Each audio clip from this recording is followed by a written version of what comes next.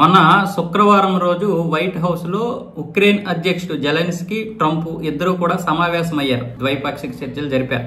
Russia Ukraine యుద్ధాన్ని ఆపడానికి, ముఖ్యంగా రష్యా మీద ఒత్తిడి తీసుకురావడానికి అయితే ఈ యొక్క భేటీ అయితే జరిగింది. అంతకుముందే పుతిన్ తో మాట్లాడే ట్రంప్, ఆ తర్వాత వీళ్ళు ఫేస్ టు ఫేస్ మాట్లాడుకున్నారు శుక్రవారం రోజు. ఆ రోజు బయటకు వచ్చినటువంటి జెలెన్స్కీ అంతా బాగా జరిగింది, రష్యా మీద ఒత్తిడి తీసుకొస్తారు, యూరోపియన్ దేశాలు అలాగే ట్రంప్ తీసుకొస్తున్నటువంటి ఒత్తిడి ఇదంతా కూడా శుభసూచకంగా ఉంది, అంతా కూడా తొందరలోనే ముగిసిపోయే అవకాశాలు ఉన్నాయి యుద్ధం కూడా అని చెప్పాడు. కానీ లోపల జరిగిందంతా కూడా వేరే.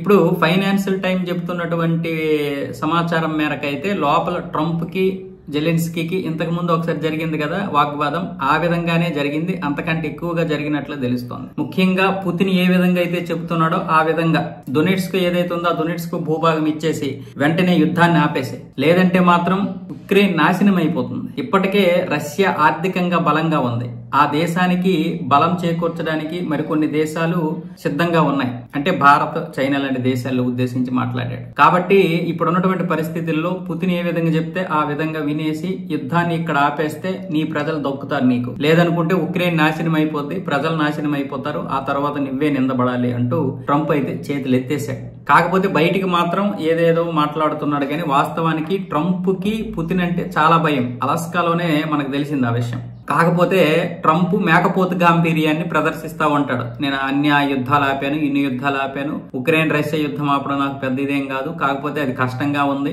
పుతిన్ నా మాట వింటాడు, నా దోస్తు అన్న విధంగా మాట్లాడతాడు. కానీ లోపల మాత్రం ఈ యుద్ధం ఆగదు, ఈ యుద్ధము పుతిన్ చెప్పినట్లుగా తప్ప ఇంకొకరు చెప్పినట్లుగా ఆగదు. అది అమెరికానా, ఉక్రెయినా, యూరోపియన్ దేశాలా, లేకపోతే ప్రపంచమా, ఐక్యరాజ్య సమితి, ఎన్ని చెప్పినా పుతిన్ అయితే విండు. తనకు కావలసినటువంటి డొనెట్స్క్ మొత్తం ఇచ్చేస్తే అప్పుడు యుద్ధాన్ని అయితే ఆపుతాడు. కాబట్టి అది ఇవ్వడం తప్ప మరొక మార్గం మనకు లేదు.